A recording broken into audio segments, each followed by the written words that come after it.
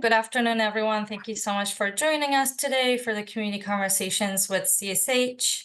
My name is Beza Borchak-Klein. I'm the Community Engagement Officer at Community Sponsorship Hub, leading our engagement and outreach efforts for the Welcome Corps program. I'm very excited to present and moderate today's conversation. Before we start, I want to take a minute to do some introduction and framing for our subject today. As you may know, we are about to launch into the month of June, which is celebrated as Pride Month, highlighting the history of the LGBTQ movement in the United States and around the world. Starting with the Stonewall Uprising in June 1969, which was led by trans and queer women of color, Pride Month commemorates and celebrates LGBTQ activism and culture through the years. To me, as a queer immigrant, Pride Month represents the nuanced experience of being part of the LGBTQ community around the world. While there are significant obstacles and challenges like homophobia, transphobia, or even legal consequences in some countries, there's also so much joy and pride in carrying this identity. We gather, we march, we organize, we have joy in our identities and being part of the broader LGBTQ community. While we go through the rest of our program today and talk about some of the challenging experiences for LGBTQ refugees, I also want us to remember that there can be joy and positivity. Today, we're going to talk about resettling LGBTQ refugees through Welcome Corps, highlighting Rainbow Railroad, the first queer organization partnering with Welcome Corps to resettle queer refugees in the United States, and one of the sponsors that Rainbow Railroad worked to make it happen. As people who work in or connected to the refugee resettlement field, we are all aware of the challenges refugees go through during their displacement and resettlement process. One of those challenges is finding a community in their new homes after being resettled. For many newcomers, the first place to go to seek community is with people from their home countries. But that brings its own unique challenges for LGBTQ refugees who may have experienced discrimination and persecution due to homophobia or transphobia in their home countries. When queer refugees seek out a community with people from their home countries in the United States, it sometimes leads to the same stigma they faced back home, which creates further isolation after resettlement. From my own personal experience, although I didn't come to the United States as a refugee, when I immigrated here, I was connected to a family from my home country, and I lived with them for a year. While having this connection with the family and their community helped me to establish my life in a country I knew nothing about, I also experienced isolation and loneliness because I had to hide my queer identity since I knew they would not accept me or feel comfortable with me living with them. And when I chose to no longer hide my identity, it created difficulties in my relationship with them, eventually leading to lose this important relationship altogether.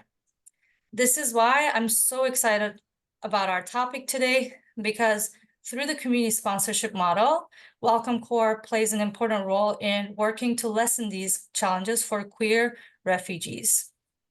And the work Rainbow Railroad is doing allows us to provide a welcoming and affirming experience for LGBTQI+ newcomers. Without further ado, I would like to invite Kendra Frith, Senior Engagement Officer from Rainbow Railroad, and Justin Coniares, a Welcome Corps sponsor. Both Kendra and Justin are helping refugees find safety in communities where they can be their authentic selves and live fully in the United States.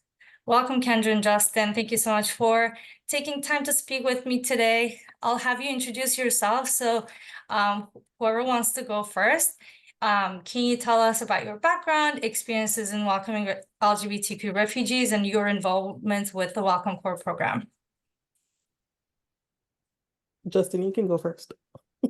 Sure. Thank you so much.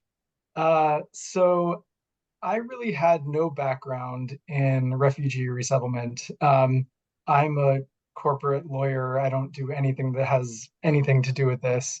I really just was inspired by a New York Times article that I had seen about the Uniting for Ukraine program, which was a predecessor program to Welcome Corps.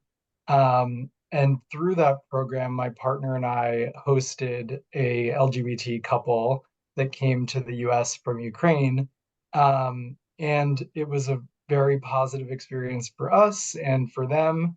And has been really fulfilling to see them, resettle in the United States and really thrive and form their own community here. And so when we heard about the Welcome Corps program, we decided to do it again. And so recently hosted an individual from El Salvador through the Welcome Corps program. And again, it was a really positive experience. So it's become a passion of ours, but really we had no background. So it's a very accessible thing to do if whether you have a background in it or not. Amazing. Thank you so much for sharing. Kendra, do you want to go next? Sure. Hi. Like Beza said, my name is Kendra. I'm a senior engagement officer at Rainbow Railroad. And I want to say Welcome Corps was designed for me to be able to come in and help form what we call communities of care. I feel like it's something that when I relocated here to the US, if I had had an opportunity like that, my landing would have been a bit smoother. So I'm here and I want to help as many LGBTQI plus refugees get relocated here to the US by creating communities of care. So no background in it per se, but have learned a lot. Perfect. Thank you so much for sharing. Actually, I want to ask you more about the Communities of Care program. I'm a big fan of the Rainbow Railroad work, mobilizing sponsors through your Communities of Care program, which I recently signed up for. Also very excited. Can you tell us a little bit about this program, how it works, how Rainbow Railroad decided to partner with Welcome Corps? Sure. So a bit of background, Rainbow Railroad helps LGBTQI plus individuals from all around the world get to safety. So when the State Department decided to come up with Welcome Corps, it mirrored the work that we were doing already in Canada. So it was an obvious choice to partner with the State Department and Welcome Corps to be a part of this project. What we did was we called our network or private sponsor group Communities of Care, because that's what we're creating. And Communities of Care are groups of 5 or more persons, green card holders or US citizens, that come together that say, hey, we're gonna go ahead and sponsor a refugee to come here to the US. That includes submitting a background check, participating in a 4-hour online training, doing some trauma-informed training as well, and submitting that application. And once they submit that application and it gets approved, then they welcome their refugee here to the US. And that includes going to the airport and picking them up. It includes helping them get a state ID, getting a phone, finding a job, finding an apartment, and just having them settle. It's anything that any one of us would have to do once we move to somewhere new. And we're just creating that net to help make that process much more smoother. So that's what we're doing with Communities of Care. Amazing. And just a question, which I know kind of the answer about, but do you have to be a whole group to apply for the Communities of Care program, or can you apply as an individual if you don't have others to join you?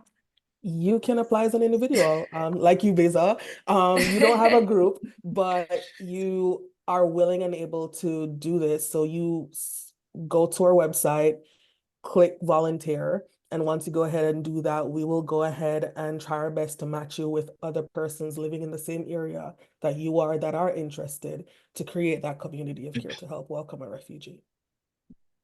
Amazing. And Justin, you signed up as a volunteer. Obviously, you welcomed a refugee through the Communities of Care program. Can you tell us how you mentioned about the New York Times article, but can you go more deep into how you heard about the program? Why do you decide to do it, and how was the process for you? Sure. Yeah. So we sort of had our antennas up about community sponsorship and had become very supportive of the idea in the United States after the Uniting for Ukraine program. So we were just following the development of the Welcome Corps program. And so once they launched the program, we were excited to sign up. Um, and so we formed a group of 8 of our friends who are also neighbors, to form our private sponsorship group, and got started on putting together our welcome plan, which involved, researching all of the things that we would need to do, sort of the practical steps that Kendra mentioned, like signing up for Medicaid and for benefits and, various resources available in DC. So we got started on that research, and worked with Kendra, who was extremely helpful, to put together our application. Um, and yeah, it was kind of a no-brainer once we got started. What were some of the, like, I don't know if there were any challenges or if there were any like things that you didn't expect, but you like got out of this experience? I would say the biggest challenge was probably housing. I think Yeah. that for everyone, housing is a challenge and is expensive. And so I probably would have told myself to start that process as soon as possible. We maybe left a little too much time before we started figuring that piece out. So I would definitely encourage people to think about housing. Um, I would say, uh, obviously a big component of your responsibility is helping with these practical, sort of tangible things that we mentioned, like signing up for benefits, finding a job, finding housing, things that maybe a resettlement agency might be able to provide. But I think really the difference between community sponsorship and just, the services that a resettlement agency can provide are these more kind of, intangible, ephemeral things, such as your, you know, personal relationship with the person that you're sponsoring, or your connections within your community, or references that you might be able to make. So I found that different connections that we had in our community here that I might not have thought were, particularly valuable or might have taken for granted actually came in handy a lot when we were able to reference the people who were staying with us to those people. So it helped them with finding a job, with finding, educational resources. So I think really you shouldn't underestimate the value of your personal knowledge within your community, because that's the thing that this person isn't going to know about. Like they can solve traditional problems, but they don't have that, just experience within your specific community that you can offer. Yeah, that's really on point. I think that the social capital that you don't have when you move to a new place, having no community is the biggest challenge for anyone. Um, thank you so much for sharing that, Justin. Kendra, I know that we talked about the Communities of Care program. I'm curious about in terms of the impact of the program, especially with numbers. How many people signed up, how many groups you have, or like how many refugees have been welcomed through the program? Sure. So far we have had a total number of, I want to say between 39 and 40 groups that are somewhere along the process. We have 5 groups that have completed, including Justin's, and are looking to resubmit another application to help another refugee. So I'm super excited about that. We have 7 groups currently in their 90-day process. One refugee was just welcomed this morning, so that's great news. We have 4 groups that are awaiting travel arrangements for the refugee to come to the US, and we have 4 groups waiting certification.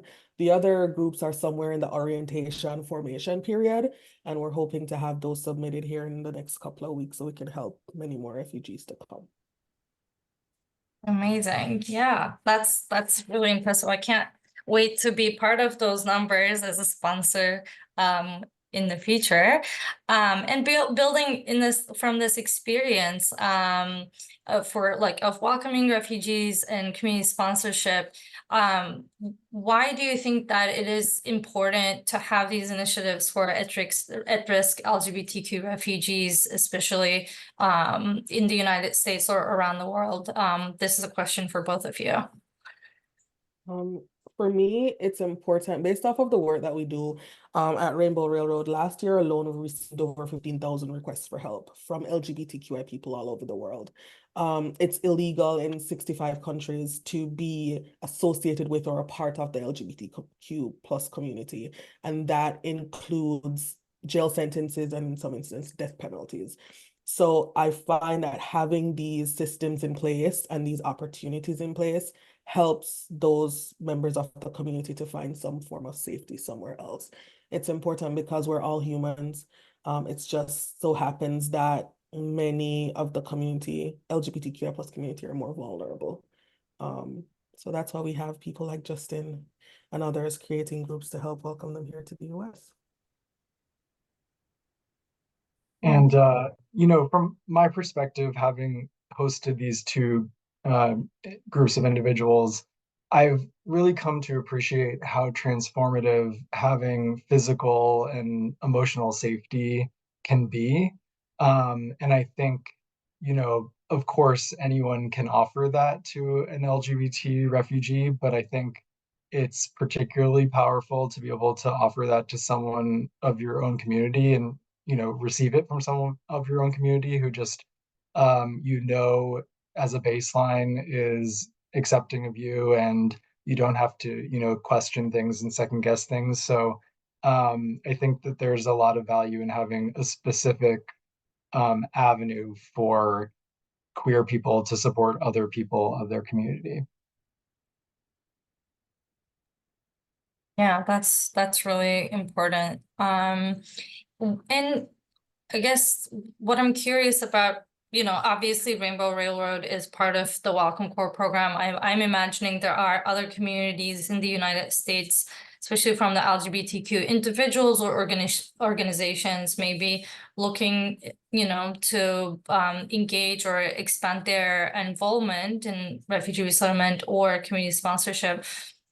What kind of advice or what kind of messaging you would give to them? I want to start off by saying it's not as hard as it is, right, Justin? It's it's not as hard as it looks. I find persons have a lot of questions going into it, and that's fine. It's okay to have questions. But what I want persons to understand is at every step of the way, Rainbow Railroad is here to support. And even if you're not applying through Rainbow Railroad, the other PSOs are there to support you throughout this entire process.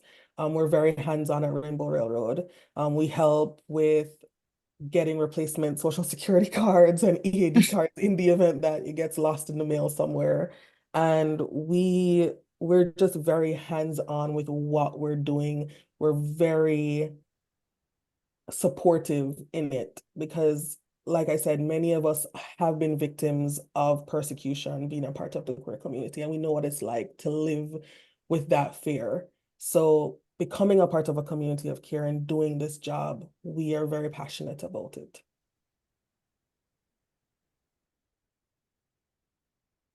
Anything you would like to add, Justin? Well, I definitely agree with what Kendra said. Rainbow Railroad and particularly Kendra provided tons of support whenever anything came up. So you're definitely not alone in the process. And I would say, at least based on my limited experience with the individuals that we have sponsored, um, you know, these individuals are very resourceful and have had to jump through a million hoops before they even get to your door.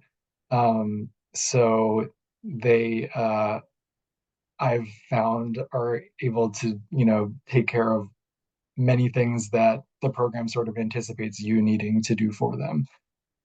So it's more that, that you're there to provide guidance when it's needed, but it's not yeah, it's not quite as challenging as it might seem. Thank you. Thank you.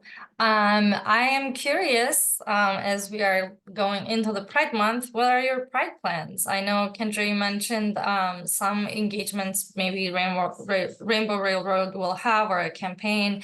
Do you want us to tell more about that? And I have a separate question for Justin after. Yeah, so June kicks off Rainbow Railroad's Pride and Solidarity Month, or Solidarity and Pride Month. And I'm here in DC until the 11th. We'll be participating in DC Pride. We have members of staff from Canada that will be joining us here. We'll be this Sunday, some of the refugees and myself will be going to St. Thomas Episcopal Church on 18th Street for their Pride Sunday service. We'll also be at the Pride Festival on June 9th. That's this Sunday coming. And you can also follow our social media to see where else we're going to be popping up during Pride. We'll also be participating, I think, in the Pride Marketplace in Chicago. Yeah, but check out our social media page and we'll be more than happy to share details there. Amazing. And just also like a little personal question, if you feel comfortable sharing, how was your first Pride in the US was like, or how did you feel when you first got to just, not worry about all the things that you might have worried about back home? So funny story. I was a part of the first planning of Pride in Jamaica, and that was really like eye-opening, but also very scary because we were wondering like what was gonna happen. But my first Pride here in the US, I remember like having a rainbow t-shirt on and rainbow socks and walking around, and like nobody was looking at me. People were just saying Happy Pride, So I can just imagine what it's gonna be like for all these refugees that we've welcomed so far to be able to celebrate their first Pride here in the US. So I'm really looking forward to that. I'll share pictures. Yeah. And I know that it's gonna be Gio's first Pride, the person that you will welcome, Justin. Do you have any special plans or just anything you would like to share on that in terms of like reflection of like seeing that happening as well, on top of, witnessing the whole resettlement and being integrated to community here, but also like having that difference? Yeah, I'm really excited to see how he experiences Pride here in DC. I mean, DC has such a thriving, full gay community. And so I think it will be really fun for him to, you know, see what that's all about. I remember that the first individuals we sponsored when they arrived in DC were commenting about how many rainbow flags they saw hanging from the first story of buildings. And they had said, you never would have seen this at home because people would have torn them down. So even just those little things were noteworthy. And so I can only imagine, when the whole city turns into a giant rainbow flag, what that must be like. And as for myself, I think we are planning to sponsor additional refugees. So I think I will use Pride Month as my, deadline, forcing mechanism to submit my application. So we can also do a little call to action for people who are attending this call or who would like to celebrate their Pride Month with an application to volunteer for the Communities of Care program or get involved with Welcome Corps. I think it's a really good way to celebrate, right? Exactly. Yeah, I also remember I've been to many prides in Istanbul, and I actually the year before I moved to US, it was the first year that the Pride March was banned. So it hasn't been happening in Istanbul, and I feel like every year I have a lot of celebration and joy, and then also like thinking back and like seeing what's happening back home.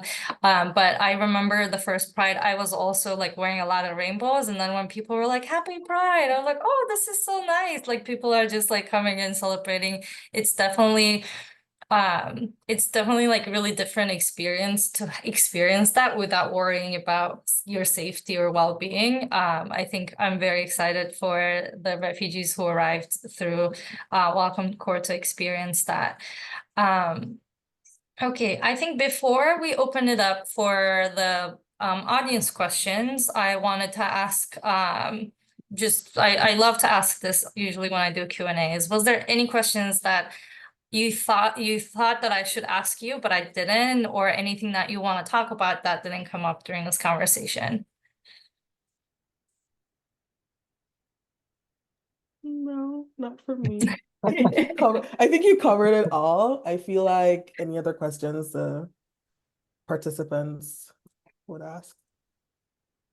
Yeah, I just want to reemphasize that this experience of sponsoring refugees is something that anyone can do. You don't have to have a background in it. It's very accessible and it's also extremely fulfilling. So I really encourage people to, submit an application or try and convince your friends to join you in doing it. It's been a great way to get to know even just my own friends better than I did before who were in my group, to meet, new people I wouldn't have ever met otherwise.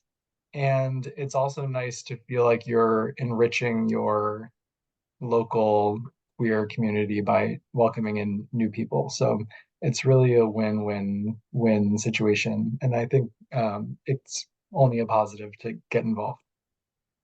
Yeah, I think that's a really good point, because I think one of the things we talk about the Welcome Core program, in a lot of our sponsors also echo, is that it wasn't only, something that you do for a refugee to support them, it was also something that they benefited immensely and almost life-changing experience, and it really strengthened their communities.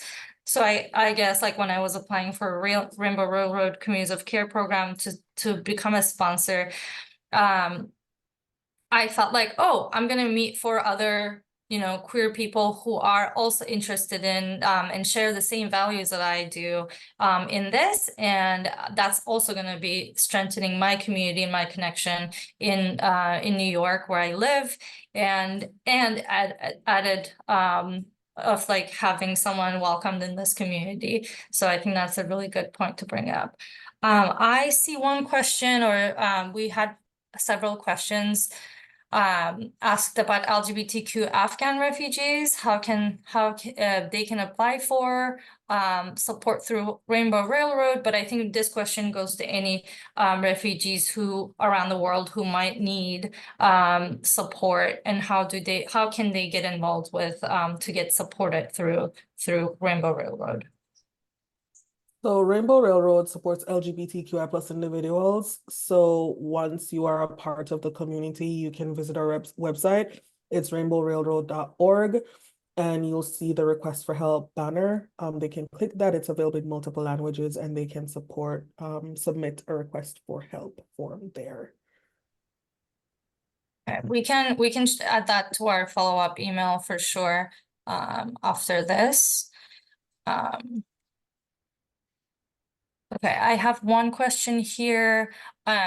Do individuals who are interested in getting involved have to gather their own team, or is it possible for us to sign up and be placed on a team by Welcome Corps? I have lots of experience in community navigation and would love to participate. I'm not sure I would be able to create a team. By all means, you can send us an email at community@rainbowrailroad.org with your interest to form or become a part of a private sponsor group or a community of care, and someone will be more than happy to reach out to you and help you in that process. You don't have to have a member of you don't have to have 5 persons. We can help place you with other individuals in your community that are interested in forming communities of care. Perfect. And do you have any preference in terms of like, or as part of the application or the interest form, do people need to add any other information in terms of their background or what they feel more comfortable with helping? How does that work? Or how do you make that also connection? So there is a volunteer application sheet that's on the website, and they're able to input information that we will be able to now find like-minded individuals and place them together, because we want persons that are actually going to work together well to help form communities of care. So, yeah. Right.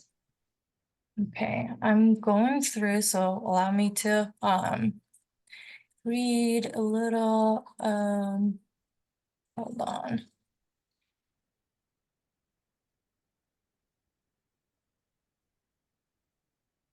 How does it work for, in terms of the Welcome Core application part, when someone applies, like how do you make sure that they get to assigned to a LGBTQ refugee? So once you're submitting the Welcome Core application and they select the private sponsor organization as Rainbow Railroad, we would get linked thanks to CSH PRM and the background work that's being done there. They would link the LGBTQI plus newcomer to us. We don't select the refugee that's assigned to us. It's just that they are a part of the queer community once they're assigned to us. Yes, I guess it's helpful to mention. So there are two ways to welcome refugees through Welcome Core program. One is sponsoring someone you don't know yet, and then sponsoring someone you know. So for groups who are applying through Rainbow Railroad to become involved, they can, as Kendra mentioned, they can set a preference during their application. Or groups, if you have 5 people, and if you know a queer refugee overseas, you can apply to refer them to U.S. refugee admissions program. There are certain eligibility requirements for that on our website, and I will also have people with specific case questions to send their questions to contact@welcomecore.org. That's also another way that you can get answers to your case-specific questions. I think we're getting a lot of those in the chat, so that's what I wanted to highlight as well. Okay. What kind of resources are available for organizations who want to address the needs of LGBTQ refugees? Are there toolkits that Rainbow Railroad can share, or any resources that you have? Well, we do have a trauma-informed training that we have going out, and they can always reach out to Rainbow Railroad and we can share that information to them. You can always send us an email if you feel as though you want to do some gender and sexuality training or any other queer-related trainings that you think might be accessible. I'm sure we're able to create something and help as many organizations as we can help the LGBTQI plus population. Okay, so I think the short answer is to please get involved with Rainbow Railroad. You can sign up as a volunteer, you can send your questions, you can apply to be involved in any capacity you have. There are resources and trainings available through them, especially for trauma-informed and LGBTQ affirming help and support for refugees. Okay, going through, we have so many questions and comments. I actually would like to read this one comment saying that to Justin, thank you for mentioning the community building that occurs among the communities themselves. I've seen the sponsored give forward and become a part of the community sponsorship, which is just a beautiful outcome, and thanks for your advocacy. I think that's a very good message to hear. Definitely. Yes, let's see.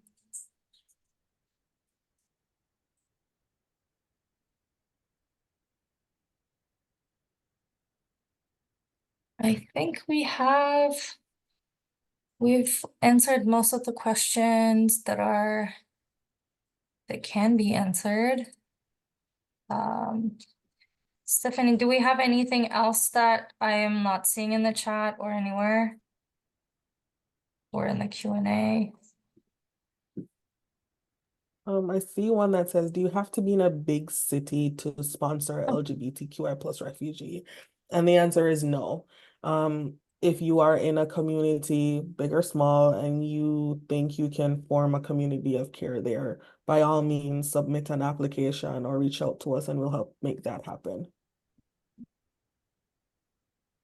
Thank you for picking that up.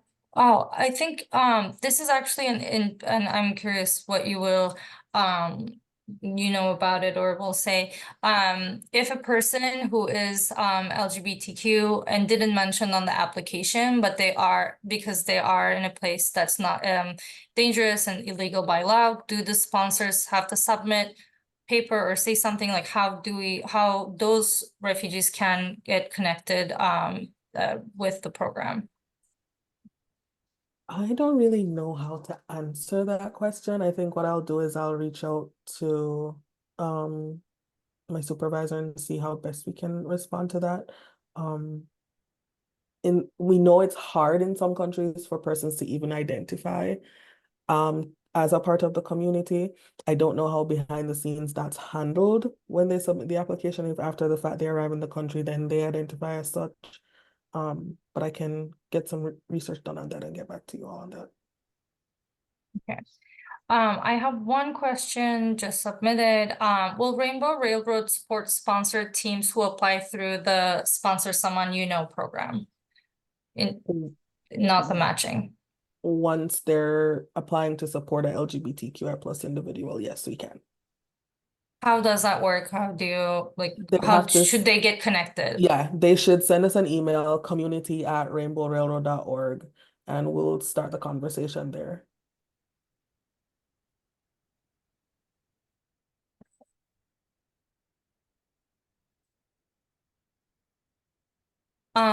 This one question says, aside from technical support, does Rainbow Railroad provide any other support to its community of care program volunteers? Yes, we do. There is a fundraising ask of $2,425 that's required for every person that's applying on the Welcome Corps program. Rainbow Railroad is able to provide those fundings because we don't want the monetary ask to be an issue as to why persons aren't able to create communities of care to welcome LGBTQI plus newcomers. That doesn't take away from the fact that we do encourage these communities of care to do additional fundraising. It's just we don't want the money to be a reason as to why you're unable to form a community of care.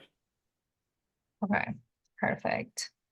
And Stephanie shared that I see it in the chat, community@rainbowrailroad.org email address where you can reach out and ask questions and ask support. I think we have answered it. I'm just making sure that I'm not. I'm seeing a lot of, I just want to reiterate, I'm seeing a lot of people talking about their case-specific questions.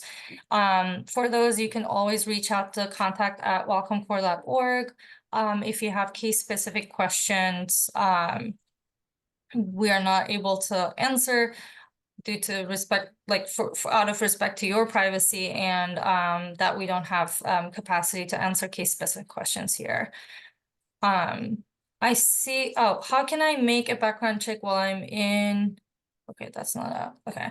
As part of the Welcome Corps application, all of our sponsors go through a background check once they apply.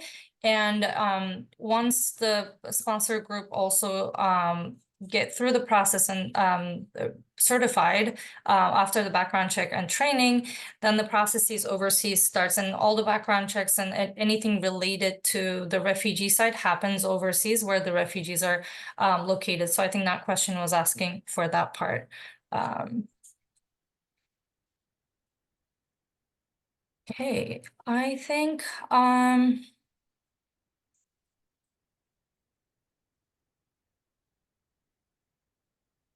yeah, I think that's pretty much it from the questions. You can also send us your questions at contact@welcomecorps.org. I want to reiterate that, and community@rainbowrailroad.org. For any further questions, we'll be sending out a follow-up email with a recording for the session, and also any other added resources that we will be sharing with you. Thank you so much, Kendra and Justin, for taking time to speak with me today and sharing your experience and knowledge. The Community of Conversation webinar is part of our ongoing series. This is a platform where we come together every other month to explore sponsorship initiatives, discuss community impact, and hear from experts or our sponsors about a variety of topics related to community sponsorship in the United States. As I'm concluding this webinar today, I wish you all a happy Pride ahead and World Refugee Day ahead. I'm also like so nice to have both in the same month. A lot of celebrations. We encourage you to stay connected with us and Rainbow Railroad and explore opportunities that Welcome Core program offers. Let's continue our work together to create a more welcoming and supporting environment for all newcomers. And before I close out, I'll ask Kendra or Justin if they want to share anything in terms of last words. Happy Pride. You can donate to Rainbow Railroad's Solidarity and Pride campaign on our website, rainbowrailroad.org, and also create a community of care if you can. We have many LGBTQI plus refugees wanting to get to safety, and we're here to help support that. And I would just echo really what I said before. I think it's a really positive experience to get involved with sponsoring a refugee, both for obviously the individual that you're helping, but also, you know, for yourself and your own community. There's many reasons to get involved, and it's relatively easy. So I encourage you to do so. Thank you so much. I really, really appreciate your time and your expertise in this. Thank you everyone for joining us and spending time with us today. We'll see you in not next month, but the month after with another subject. We'll be announcing it and looking forward to seeing your applications and to become sponsors or get involved with community sponsorship and spread the word for the program as well. Thank you.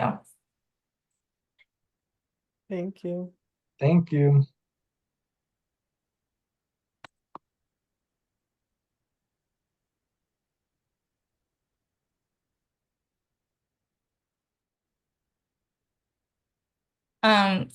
Tomorrow, I think we can end the webinar. So